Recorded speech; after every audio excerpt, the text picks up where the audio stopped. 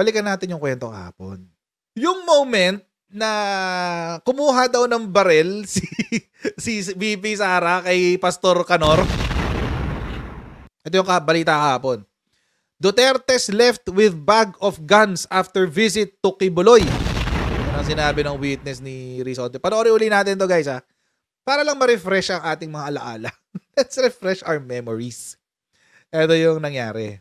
Ako po ay naging landscaper ni Kibuloy sa Glory Mountain. At doon ko na po naranasan ang pananakit mismo. Glory Mountain. Sa kamay ni Kibuloy. Pag hindi po siya nagagandahan sa aming landscape sa mansion niya, sinasampan niya po kami at pinahampas. Mga apat beses ito sa isang linggo. Sa Glory Mountain po, pag dumadating po si Kibuloy, sakay ng chopper, may dala po siyang mga malalaking bag na laman po ay mga iba't ibang uri ng baril. At nilalatag po ito sa tent, nakatabi po ng mansion niya. Minsan po pumupunta din po doon si former President Rodrigo Duterte at former Mayor, Davao Mayor Sara Duterte. Oy! Grabe! Grabe yun, guys. Pinangalanan talaga. Ibang level yun. Pero ang weird, no? Ba't kaya sa tent? Ba't kaya ayaw niya ipasok sa loob ng bahay yung mga baril? No? Ba't kaya sa tent? At pag umaalis na po sila doon sa Glory Mountain, dala na po nila yung mga bag. Na siya pong bag na nilalagyan po ng mga baril. Pinaalalahanan kita, Elias Rene, ha? Tulad ng lahat ng resource persons, under oath ka. Makukumpirma mo ba ito na nakita mo sina dating Presidente Duterte at kasalukuyang VP, dating Mayor Sara Duterte, dun sa Glory Mountain? Yes po, Madam Chair. Nakikita ko po sila sa Glory Mountain. At paano mo naman, isang partikular na binanggit mo, paano mo nalaman na baril ang pinapasok sa mga bag? Nakita mo yung mga bag. Paano mo alam na baril ang nasa loob ng mga bag? Yes po, Madam Chair. Kasi pag pumupunta po doon si Kibuloy sa Glory Mountain, sakay po ng chopper, meron po siyang mga dalang malalaking bag. Tapos yung bag po ay from helipad, sinasakay niya po doon, dinadala niya sa mansion niya. Tapos after nilalatag po sa ground, may tent po na near mansion niya. Tapos doon po nilalatag yung mga iba't ibang uri ng baril. So teka, ang nilalatag ay bag, pero inilalabas ang laman ng bag? Risa Ontiveros, listening comprehension na lang. Ang linaw ng sinabi ni Kuya eh. Pampagulo to si Risa Ontiveros. Shoutout muna sa mga kaibigan natin sa Sendwave! Kung kayo ay nasa US, UK, Canada, Italy, France, Spain, Ireland, Belgium, ay pwede na po kayong magpadala ng inyong mga remittances sa Pilipinas gamit po ang Sendwave. Okay, ang gagawin nyo lang ay download ng Sendwave app. Gawa kayo ng account, lagay nyo ba ang account details dyan at pwede kayo magpadala sa GCash, Cashpay Cup at iba't ibang mga bangko sa Pilipinas. At kapag ginamit nyo pa ang promo code na Coach Jared sa inyong unang padala, ay makakuha pa kayo ng karagdagang $20 free credit para pwede rin ipadala sa inyong mga minamahal sa buhay. Kaya gamitin na po si Sendwave for all of your remittance needs. Okay. Nilalatag, baril po yung kinukuha from the bag, tapos ito pa yung nilalatag sa ground. Okay, so hindi lang bag ang nilalatag. After ilatag yung bag sa ground, dun sa tent, nakita mo na inilabas yung laman at nakita mo na ang laman ay baril na iba't ibang klase? Yes po, Madam Chair. Oh, very categorical okay, so sinabi ni Kuya. kino-confirm mo yan sa komite na nakita mo ng sarili mong mata na inilabas ang laman ng mga bag at ang lamang ito ay mga baril na iba't ibang klase. Okay, iniisip ni Robin dun sa gilid, no? Ano kaya iniisip ni Robin? Ayan si Robin, no? Taas ganun eh. Mukhang hindi happy. Si Robin. Just go. Yes po, Madam Chair. Paano mo nakita na baril ang inilabas sa bag? Di ba landscaper ka? Hindi ba kayo bawal lumapit dun sa tent? Yes po, Madam Chair. Mansion ni Kibuloy, dito lang po kami sa gilid nagla-landscape. Tapos, sinasabihan po kami, kapag pumupunta na si Kibuloy, ina-advisean po kami na bawal po namin sabihin yung mga nakita namin sa mga kasama namin doon sa Glory Mountain. So, di sila bawal lumapit. Ganong kalapit o kalayo dun sa tent na pinaglatagan ng bag, yung tent na pinaglabasan ng mga baril, gaano kalapit o kalayo sa mansyon kung saan ka nagla-landscape, yung tent na yan? Malapit po, Madam Chair. Masasabi mo ba kung ilang metro ang layo o ang lapit ng mansyon kung saan ka landscaper dun sa tent? Like from here, then dun sa may pinto po. Okay. So, ganyang ilang metro lamang Ganyan po kalapit, Madam Chair. mula sa upuan mo hanggang sa pintong iyan ng ating hearing room. Yes po, Madam Chair. Okay. So, kaya mo sinasabi sa amin na nakita mo talaga na baril Malapit lang ang yun, guys. inilabas sa Malapit mga lang bag yung na pinto, eh. inilatag dun sa tent. Yes po, Madam Chair. Yun. So, ito yung ito na yung Ako tinapik. po ay naging Ito yung topic natin kahapon. So, syempre, dito sa allegation na to ni Kuya Rene, no? Tight kami. Minention niya categorically minention niya na si former President Rodrigo Roa Duterte at not only him, pagkakasaya pa nga, former mayor Former Mayor Sara Duterte. Nagpupunta doon para pumick up ng baril. Take note ha, pick up. Si Kibuloy pupunta doon sa Glory Mountain niya. Tapos, dala-dala na yung baril. So, ang I don't know, niya, parang gun runner, ganon? Arms dealer, ganon ba? Ganon ba yung dito? So, kahapon, pinag-usapan natin, mga kotsero, na hindi kaya nung bumaba si Digong, si Shi Digong, sa pagka-presidente, nag-request siya ng 300 lisensya para sa kanyang mga baril. 2 weeks bago siya bumaba. Ito kaya yung 300 na yun? Galing kay Pacquiao. By the way, hindi ko siya minumura. Nasabi ko lang kasi yung acronym ng pangalan niya, PACQ. So, hindi kaya itong 300 na baril na to. Some or all.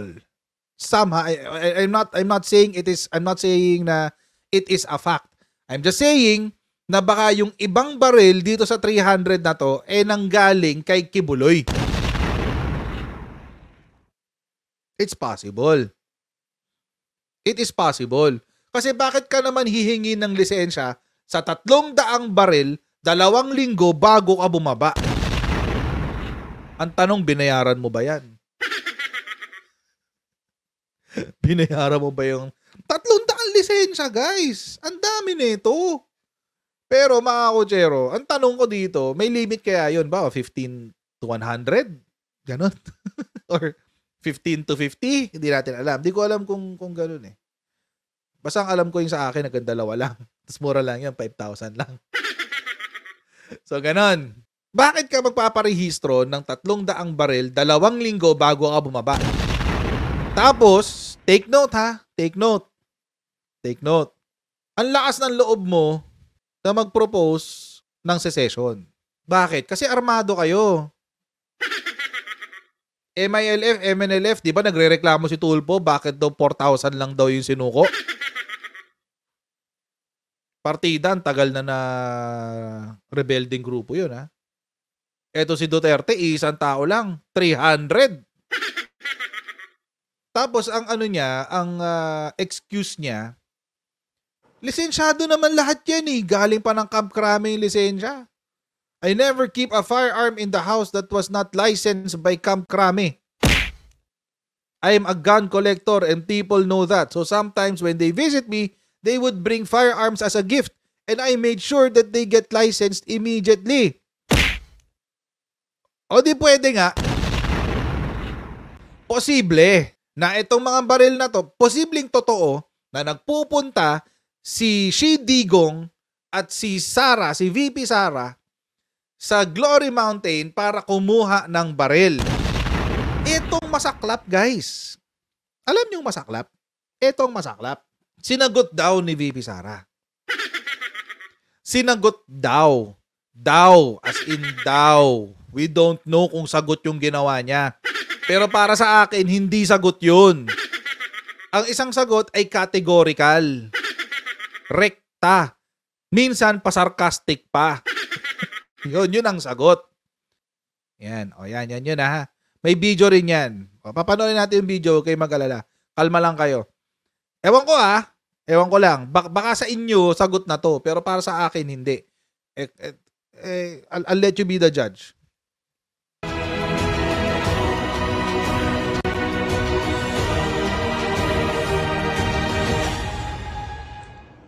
Mga kababayan, Assalamualaikum. Sa kasaysayan ng Pilipinas, naging kagawian na ang pag-atake at pagbato ng sari-saring issue laban sa Vice Presidente. Marahil sapagkat ang Vice Presidente ang tumatayong pangunahing hadlang sa mga nangangarap maging Pangulo. Hindi ko ikakagulat kung dumami pa ang mga kaso, investigasyon, testigo paratang atake at paninira laban sa akin sa mga susunod na araw, linggo, buwan at mga taon. Naniniwala ako na may tamang panahon para sa lahat. Panahon ngayon ng aking pagtatrabaho. Tutuparin ko ang sinumpaang tungkulin.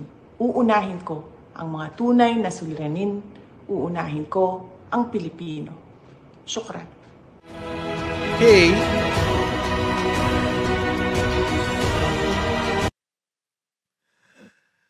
Okay. Nasagot ba kayo, guys? Nasagot ba kayo, guys? Ewan ko lang Ewan ko lang. Nasagot ba kayo? Hindi man lang niya dininay. She neither confirmed nor deny. Pwede naman niyang rektahin Sabihin niya, hindi totoo yan. Ang sinagot niya, sasagutin niya sa tamang panahon. Alda bang peg mo, madam? Ay, nako. Alam nyo, ito pa nga nakakatawa sa mga DBS. No? Alam nyo ito nakakatawa sa mga DBS. Para sa kanila, sagot na to. Pero nung sinagot ni PBBM yung allegation na siya ay nagko-cocaine, at ang sagot ni PBBM is, I won't even dignify that with a response. Anong sinasabi ng mga Duterte balahura supporters? Ay, hindi sinagot. Grabe, totoo siguro. Ito nga, walang sagot Okay na kayo dyan? Happy na kayo? Walang sagot to, guys. Alam yung sagot niya, ito. Sasagutin ko yan sa tamang panahon. Pero wala akong panahon para dyan. Magtatrabaho muna ako. Yun ang sagot niya. Simple lang naman ang tanong Involved ka ba sa drug running? Sa gun running ni Pastor Canor, ni Pacquiao? Yun ang tanong alam nyo mga kotsero, kapag yung ibang allegations, halimbawa, nung inallege na siya ay naging corrupt dahil dun sa confidential funds niya, anong sinabi niya? Categorical lang sagot. Hindi ako corrupt. Very categorical. Nung yung issue ng ICC, sinabi niya, Mr. President, wag po kayong maipagtulungan sa ICC. Very categorical. Nung sa issue ng SMNI, anong sinabi niya? Mga bayani, itong si Dr. Badoy at si Ka Eric. Dahil kahit sila pinapersecute, laban lang. Very categorical. Dito, ano to? West Philippine Sea? Hindi kayo nakapagpatunay. Wala kayong napatunayan dyan sa pulburon video na yan. O tapos, si Digong, anong sinabi? Marcos Bangag, nakita daw niya yung pangalan ni PBBM sa listahan ng PIDEA. O, yun pala, ano lang pala siya. Nagkukwento lang yung matanda. Nagkukwento lang yung matanda. Nagkukwento lang pala yung matanda. Tapos, ano sinabi ng PIDEA? Hindi, wala yan. Ganyan. Walang lista-listahan, etc. After nung bangag, wala, hindi kinagat eh. Hindi kinagat ng taong bayan yung Betamax. O, yung nasa Betamax daw yung video. Betamax. Betamax talaga. Ano yan? Dekada 60. Ano pa yung mga Ano pa yung mga bagay-bagay na binabato nila na hindi naman lang napatunayan. O tapos ngayon, dahil mainit na naman sila mainit sila sa mata ng tao. Bakit? Nagsinungaling sila sa atin lahat Nagsinungaling kasi sila sa ating lahat. Let's call a spade a spade. Digong lied. She Digong lied. Nagsinungaling si She Digong sa taong bayan na hindi matanggap ng mga Duterte Balahura supporters na hanggang ngayon inuuto pa rin kayo. So, ano kaya ang totoo? Hindi naman sumagot si VP Sara. Ang sagot niya sa tamang panahon. Ano yun? Aldab? Kasi it's very categorical Dati kasi nasanay kasi tayo kay VP Sara na categorical siyang sumagot. Rektahan. Dati pag naalala ko nung campaign, nung may umikot na chismis kay Montulfo na ginawa niyang yung sa Cebu, yung nangyari sa Cebu. Categorical niyang sinagot yun. Wala, nagbago na si Sara. Natututo na siya sa GMA School of Politics. GMA School of Politics yan, guys. Laylo ka lang muna. Kaso nga lang, hindi ko alam kung mag-work yung style at strategy ni GMA. Bakit? Kasi during that time, kaya nag-work yun kay GMA, wala pang internet. Majority ng Pinoy hindi pa informed. Di ba? Majority ng Pinoy hindi makapag-express ng outrage. Bakit? Wala pang internet ngayon, iba na. Iba na, turo ni Yoda.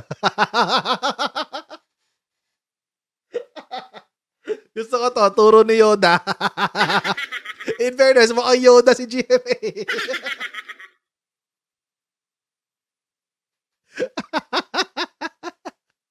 Turo ni Yoda.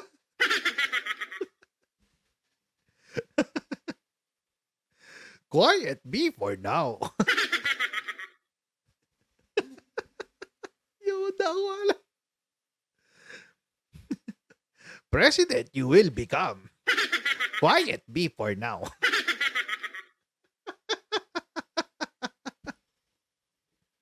Questions do not answer. Diyos ko. Huwag na may disrespect si Yoda. Ay, nako.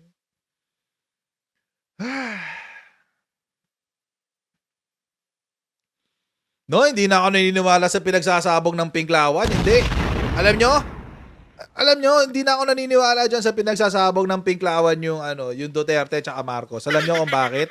Wala nang kapangyarihan ng Dilawan. They're irrelevant.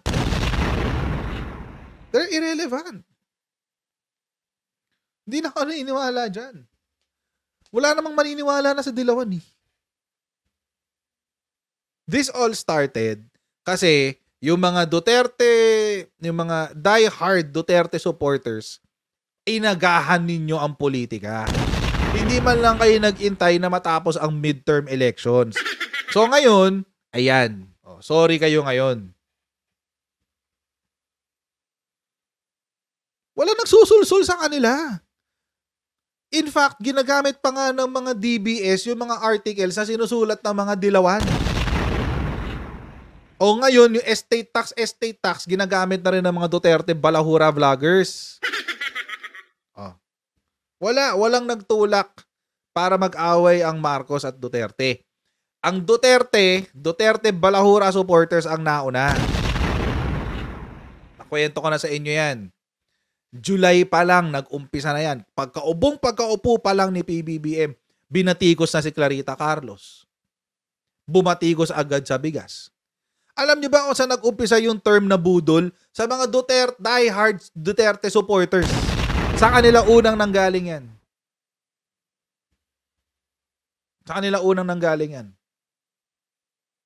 Yung budol. Nabudol ako. Oh, sa kanila unang nanggaling yan. Lang yan. Eto nga si Malutikiya eh. Kakaupo pa lang ni PBBM. Ano yung una niyang binanat? Sabi niya, namimiss ko yung previous administration. Hindi ko maramdaman yung presidente. 1 month pa lang ha. Alala niyo yun?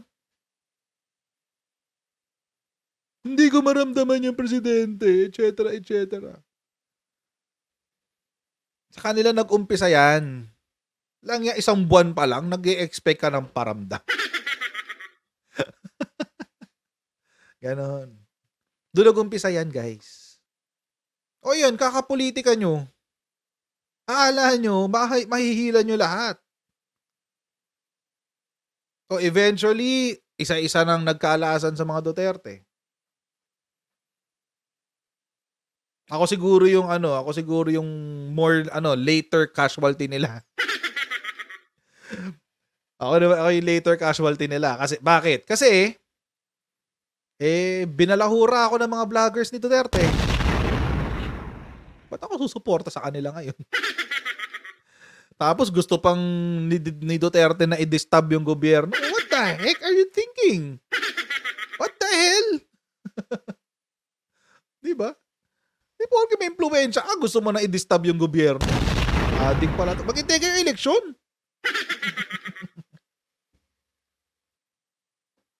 So yun. So I don't believe na tinulak ng kakamping na mag-away si Digong tsaka si PBBM. This is voluntary. Inumpisahan to ng DDS noon pa lang. Pagkaupo pa lang ni PBBM, naririnig ko na yung mga sinasabi na ang taas na naman ng krimen, ang dami na namang adik sa lugar namin, hindi ko maramdaman yung presidente, etc. Tapos nauso na yung budol. Yun, doon na nauso yun. Tapos, nababalitaan ko na, araw-araw nang binibira si Clarita Carlos sa SMNI. Ganun. Mga ganun simpleng. Pero sa totoong buhay, sino ba ang nambudol? Si Digong. Si Digong ang tunay na budol. Hanggang ngayon, nambubudol pa rin. May pa-plan B pa sila, no? Plan B, impeach daw yung Pangulo. Bobo. Bobong lipunan talaga kayo eh.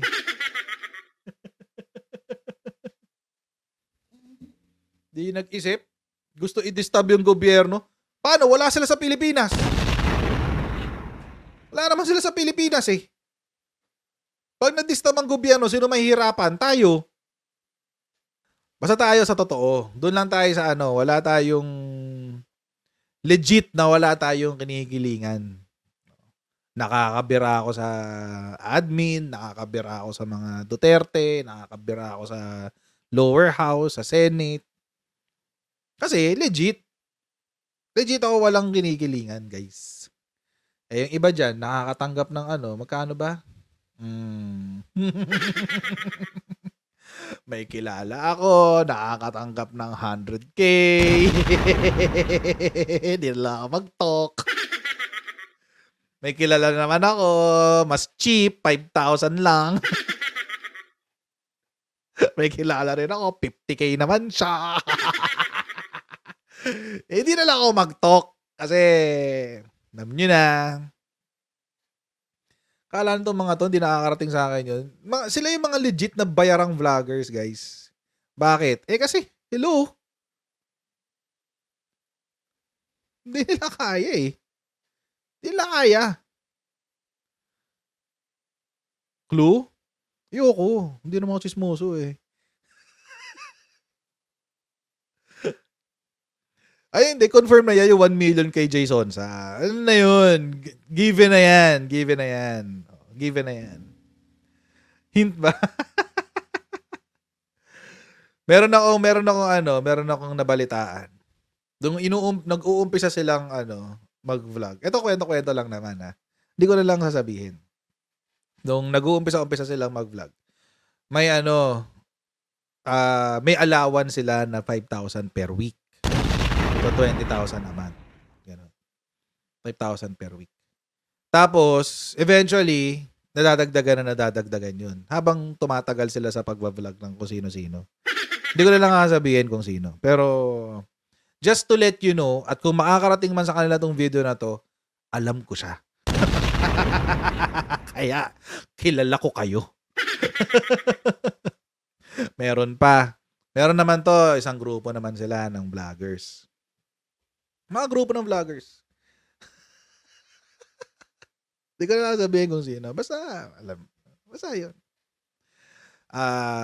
Apparently, I found out na nakaka-receive sila ng 100K per month per person. 100K, guys! Sino tatanggi?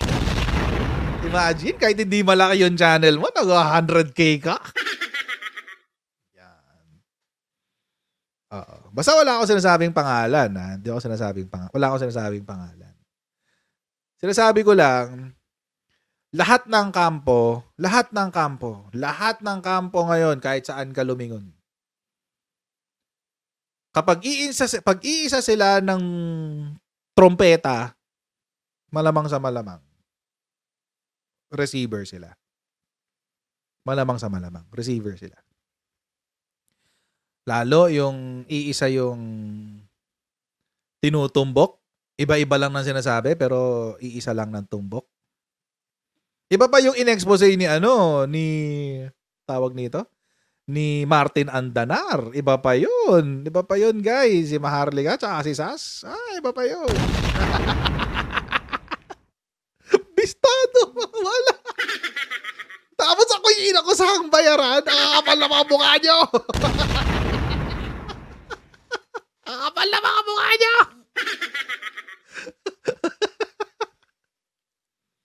Yung buhay ko at buhay na ibang vloggers, hindi naman kami mga celebrity, hindi naman kami mga artista. Para saan yun? Diba? BS lang yun. BS lang yun. Huwag na natin pag-usapan mga buhay namin. So yan mga kotsero, hanggang dito lang po muna tayo for today!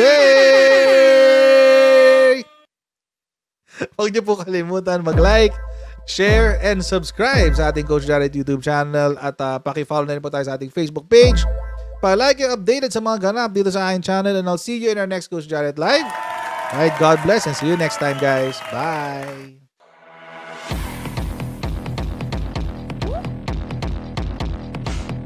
Pag ganun, huwag natin gawing tanga mga Pilipino. Mas maganda kasi nasa lugar ka ng tama kaysa yung pinipilit mo yung pagkakamali.